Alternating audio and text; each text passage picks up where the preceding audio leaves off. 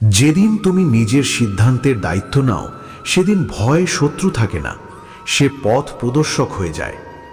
সব সম্পর্ক সারা জীবন পাশে থাকার জন্য নয়, কিছু সম্পর্ক আসে শুধু তোমাকে তোমার আসল পরিচয় বুঝিয়ে দিতে।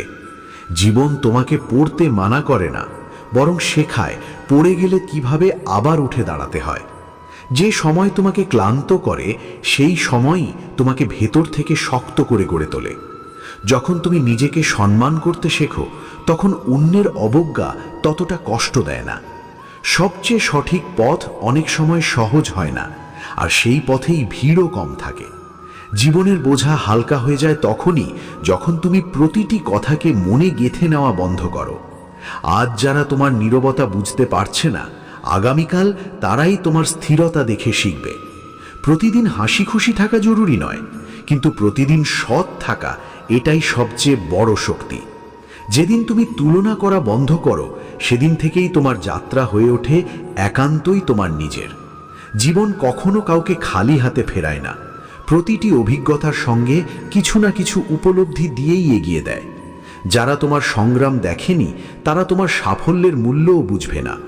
অনেক সময় সামনে এগোতে হলে ধরে রাখার চেয়ে ছেড়ে দেওয়াই বেশি প্রয়োজন। জীবন যতই পরীক্ষা নিক, প্রতিটি পরীক্ষাই তোমার সহন শক্তিকে আরেকটু প্রসারিত করে। শুধু শর্ত একটাই, তুমি থেমে যেও না। যেদিন তুমি সব কিছু প্রমাণ করার জেদ ছেড়ে দাও, সেদিন তোমার সরলতাই তোমার সবচেয়ে বড় পরিচয় হয়ে ওঠে। অনেক সময় যে শূন্যতা অনুভব করো, সেটা ইঙ্গিত দেয় এবার ভেতরে নতুন কিছু গড়ে তোলার সময় এসেছে। জীবনের সবচেয়ে সত্য বিশ্বাস হলো নিজের উপর আস্থা রাখা। আজ যারা তোমার নীরবতা বুঝছে না, আগামীকাল তোমার ধৈর্যের সামনে নিশ্চুপ হয়ে যাবে। কখনো কখনো পরিস্থিতি ভারী লাগে শুধু এই কারণে, যাতে তুমি আরো গভীরভাবে ভাবতে শেখো। যখন তুমি অন্যের মতের চেয়ে নিজের বিবেককে গুরুত্ব দাও, তখন চারদিকে শুধু জল আর জল।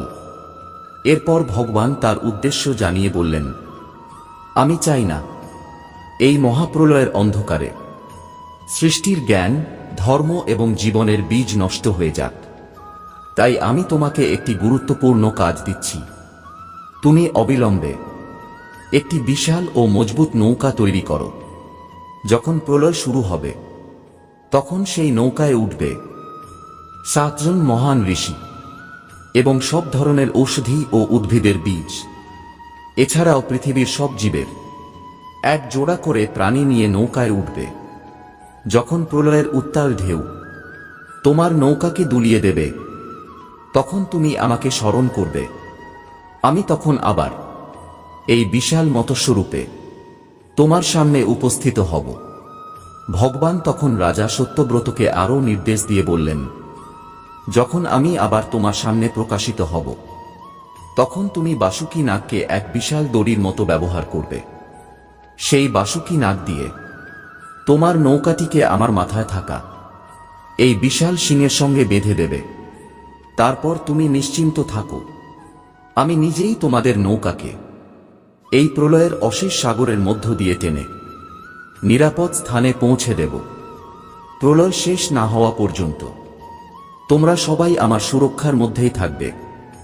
এ কথা বলেই মৎস্য অবতার রূপে থাকা ভগবান বিষ্ণু অদৃশ্য হয়ে গেলেন। রাজা সত্যব্রত ভগবানের আদেশ পালন করলেন। তিনি দেরি না করে এক বিশাল ও অত্যন্ত মজবুত নৌকা তৈরি করতে শুরু করলেন। তিনি সেই বার্তা জানালেন মহান সপ্তর্ষিদের। রাজা তাদের নৌকায় ওঠার জন্য অনুরোধ করলেন। এরপর সারা পৃথিবী থেকে সংগ্রহ করা হল নানা ধরনের ঔষধি উদ্ভিদের বীজ, বিভিন্ন শস্যের বীজ এবং পৃথিবীর প্রতিটি প্রাণীর এক জোড়া করে। সব প্রস্তুতি সম্পন্ন হল। ঠিক 7 দিন পরে যেমন ভগবান বলেছিলেন, ঠিক তেমনই ঘটল।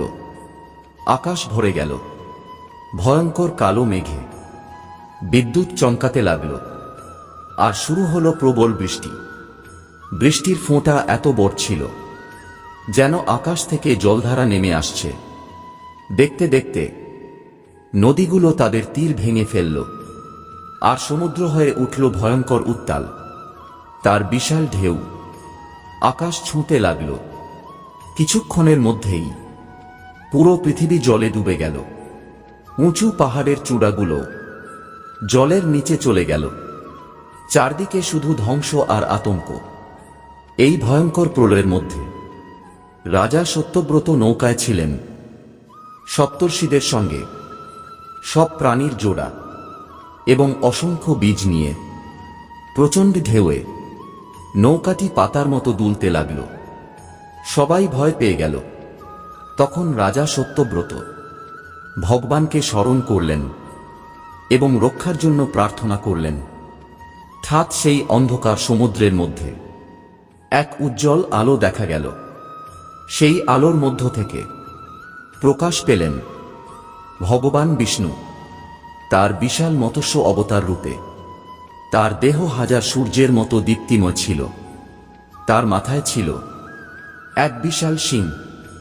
ভগবানের দর্শন পেয়ে রাজা সত্যব্রত ও সপ্তর্ষিরা তাকে প্রণাম করলেন।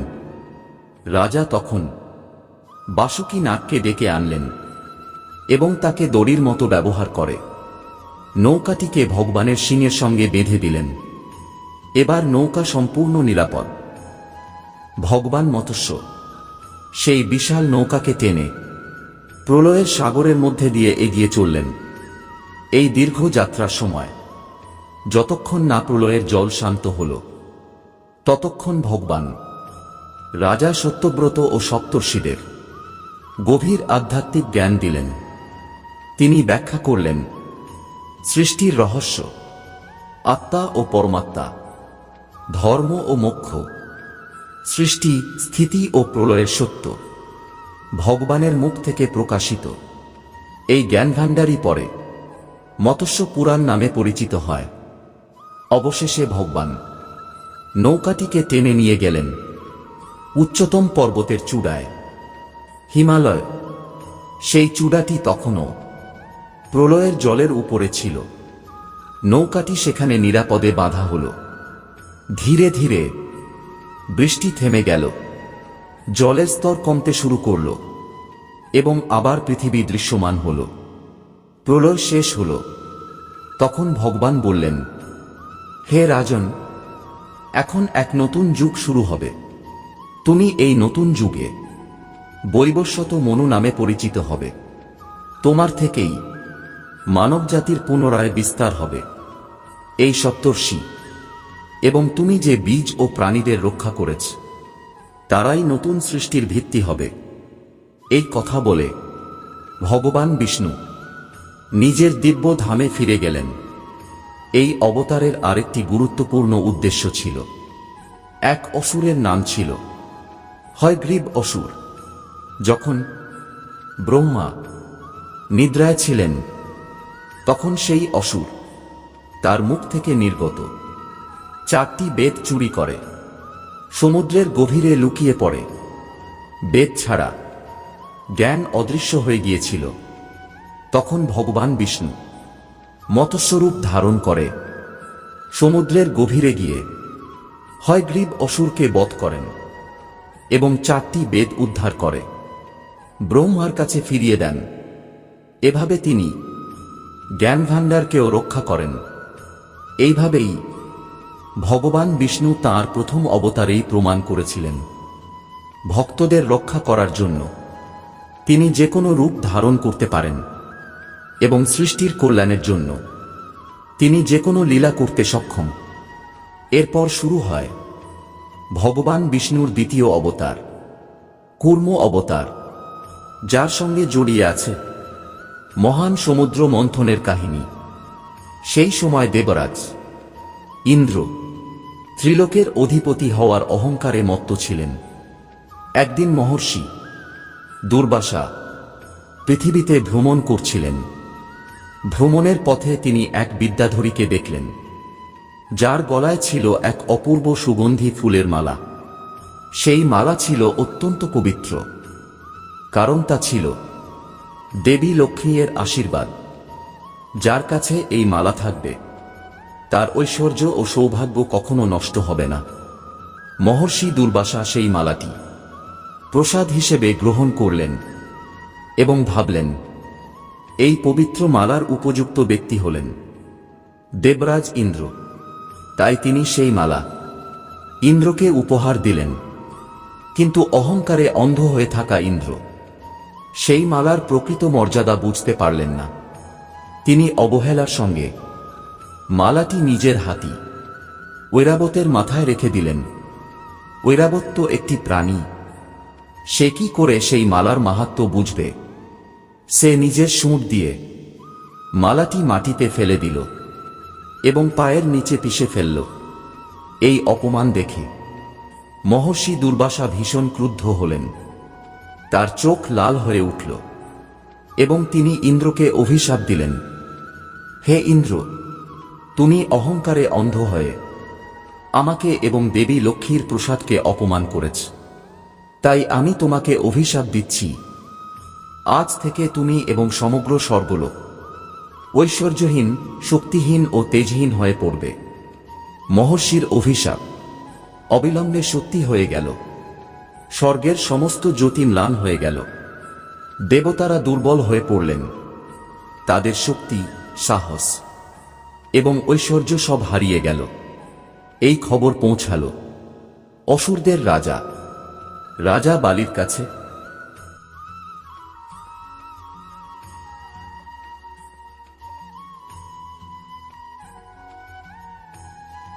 তিনি বুঝলেন এটাই স্বর্গ জয় করার সুযোগ।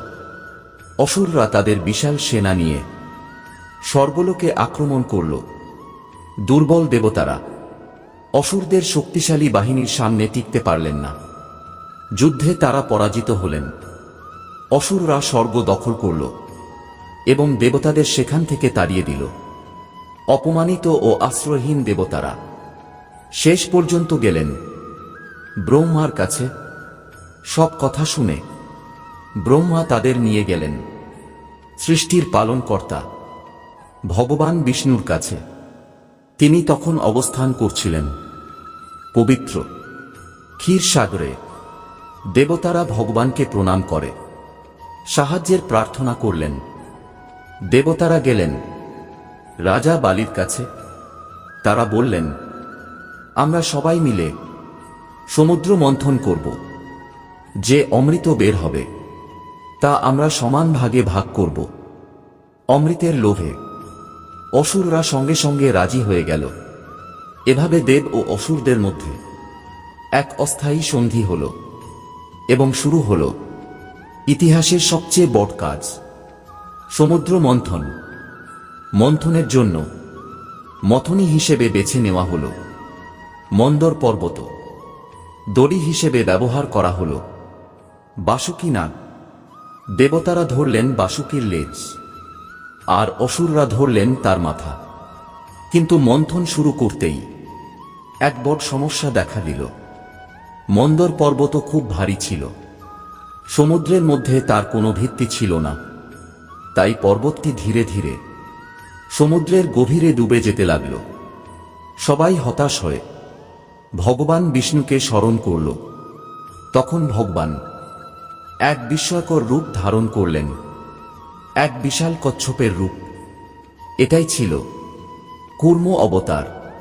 তিনি সমুদ্রের গভীরে গিয়ে নিজের বিশাল পিঠে মন্দর পর্বতকে ধারণ করলেন।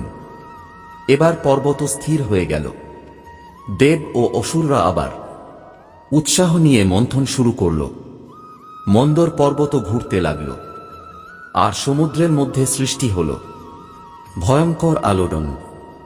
এই মহামন্থন থেকে প্রথমেই বেরিয়ে এলো ভয়ঙ্কর বিষ। হালা হল বিষ। তার ভয়ঙ্কর আগুনে তিনটি লোকই পুড়ে যেতে লাগল। চারদিকে সৃষ্টি হল মহাবিপর্যয়। ভয়ঙ্কর হালা হল বিষ বের হওয়ার পর দেবতা ও অসুররা সবাই আতঙ্কিত হয়ে পড়ল। চারদিকে সেই বিষের আগুন ছড়িয়ে পড়ছিল। তিনটি লোকই ধ্বংস হওয়ার পথে ছিল। তখন সবাই মিলে প্রার্থনা করল ভগবান শিবের কাছে। দেবাদিদেব মহাদেব করুণাবশত সেই ভয়ঙ্কর বিষ নিজের কণ্ঠে ধারণ করলেন। বিষের প্রভাবে তার কণ্ঠ নীল হয়ে যায়। সেই থেকে তিনি পরিচিত হলেন নীলকণ্ঠ শিব নামে। এরপর সমুদ্র মন্থন থেকে একটির পর একটি 14টি দিব্য রত্ন বের হতে লাগল। তার মধ্যে প্রধান ছিল কামধেনু, ইচ্ছা পূরণকারী গরু, উচ্চৈস্র বা স্বর্গীয় ঘোড়া, ঐরাবত দেবরাজ ইন্দ্রের হাতি, কৌস্তুভমণি, কল্পবৃক্ষ, অপ্সরারা। এরপর প্রকাশ পেলেন ধন ও সৌভাগ্যের দেবী মা লক্ষ্মী। তিনি স্বয়ং ভগবান বিষ্ণুকে নিজের স্বামী হিসেবে বরণ করলেন। শেষে আবির্ভূত হলেন দেব চিকিৎসক ধন্বন্তরী। তার হাতে ছিল অমৃতভর্তি এক স্বর্ণের কলস। এইভাবেই ভগবান বিষ্ণু কূর্ম অবতার গ্রহণ করে নিজের পিঠে বিশাল মন্দর পর্বত ধারণ করেছিলেন। তার কারণেই দেব ও অসুরদের প্রচেষ্টা সফল হয়েছিল। এই অবতার আমাদের শেখায় যে কোনো মহান কাজ সফল করতে একটি শক্ত ও স্থির ভিত্তি অত্যন্ত জরুরি। এখন শুনব ভগবান বিষ্ণুর তৃতীয় অবতার বরাহ অবতারের কাহিনী। এই কাহিনীর সূত্র ভগবানের নিজস্ব ধাম বৈকুণ্ঠের সঙ্গে যুক্ত। বৈকুণ্ঠ এমন এক স্থান যেখানে নেই কোনো শোক, নেই কোনো দুঃখ, নেই কোনো ভয়। সেই ধামের 7টি প্রবেশদ্বারে পাহারা দিতেন ভগবান বিষ্ণুর 2 শক্তিশালী দ্বাররক্ষী জয় এবং বিজয়। তারা সর্বদা ভগবানের সেবায় নিবেদিত ছিলেন। একদিন ব্রহ্মার 4 মানসপুত্র সনক, সনন্দন, সনাতন, সন্তকুমার ভগবান নারায়ণের দর্শনের জন্য বৈকুণ্ঠে পৌঁছালেন। তারা যোগশক্তির কারণে চিরকাল 5 বছরের শিশুর রূপেই থাকতেন। তাদের তেজে পুরো ব্রহ্মাণ্ড আলোকিত হয়ে উঠছিল। তারা একে একে 6টি দ্বার অতিক্রম করে গেলেন, কিন্তু 7ম দ্বারে পৌঁছালে জয় ও বিজয় তাদের থামিয়ে দিলেন। তারা ভেবেছিলেন এরা সাধারণ শিশু, তাই বললেন, থামো, অনুমতি ছাড়া ভিতরে যাওয়া যাবে না। ভগবান এখন বিশ্রাম করছেন। 4 কুমার এই আচরণে অপমানিত হলেন। তারা বললেন, তোমরা এমন এক ধামে বাস করো যেখানে সবাই সমান, তবুও তোমাদের মনে ভেদবুদ্ধি জন্মেছে। তোমাদের আচরণ দেবতার মতো নয়, বরং অসুরের মতো। তারপর তারা অভিশাপ দিলেন, তোমরা এই ধাম থেকে পতিত হবে এবং পৃথিবীতে জন্ম নেবে ভয়ঙ্কর অসুর রূপে। এই কঠিন অভিশাপ শুনে জয় ও বিজয়ের অহংকার ভেঙে গেল। তারা ঋষিদের পায়ে পড়ে ক্ষমা চাইতে লাগলেন। ঠিক তখনই সেখানে প্রকাশ পেলেন ভগবান বিষ্ণু। তিনি নিজের প্রিয় দ্বাররক্ষীদের এই অবস্থায় দেখে ঋষিদের কাছে ক্ষমা প্রার্থনা করলেন, কিন্তু ঋষিদের অভিশাপ ফিরিয়ে নেওয়া সম্ভব ছিল না। তখন ভগবান জয় ও বিজয়ের দিকে তাকিয়ে বললেন, হে জয়, হে বিজয়, এই অভিশাপই এখন তোমাদের ভাগ্য হয়ে গেছে। তখন ভগবান বিষ্ণু জয় ও বিজয়ের দিকে তাকিয়ে শান্ত কণ্ঠে বললেন, হে জয়, হে বিজয়, ঋষিদের অভিশাপ এখন আর পরিবর্তন করা যাবে না। তোমাদের পৃথিবীতে জন্ম নিতে হবে। তবে তোমাদের সামনে 2টি পথ আছে। প্রথমত, তোমরা 7 জন্ম ধরে আমার ভক্ত হয়ে পৃথিবীতে জন্ম নিতে পারো, অথবা দ্বিতীয় পথ, তোমরা 3 জন্ম ধরে আমার শত্রু রূপে জন্ম নেবে এবং আমার হাতেই মৃত্যুবরণ করে আবার দ্রুত আমার কাছে ফিরে আসবে। জয় ও বিজয় চিন্তা করে বললেন, হে প্রভু, আমরা আপনার থেকে এতদিন দূরে থাকতে চাই না, তাই আমরা 3 জন্ম ধরে আপনার শত্রু হয়ে জন্ম নিতে রাজি। ভগবান বিষ্ণু মৃদু হাসলেন এবং তাদের সেই ইচ্ছা মঞ্জুর করলেন। এরপর জয় ও বিজয় পৃথিবীতে জন্ম নিলেন 2 ভয়ঙ্কর অসুর হিসেবে, হিরণ্যাক্ষ এবং হিরণ্যকশিপু। এই 2 অসুর ছিল অত্যন্ত শক্তিশালী এবং তারা দেবতাদের ওপর অত্যাচার শুরু করল। হিরণ্যাক্ষ এতটাই অহংকারী হয়ে উঠেছিল যে সে পুরো পৃথিবীকেই তুলে নিয়ে সমুদ্রের গভীরে লুকিয়ে রাখল। ফলে পৃথিবী ডুবে গেল অন্ধকার জলে। সৃষ্টি প্রায় ধ্বংসের মুখে পড়ল।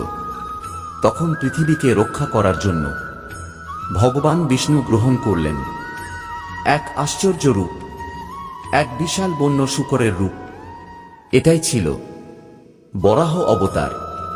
তার বিশাল শরীর পর্বতের মতো শক্তিশালী ছিল।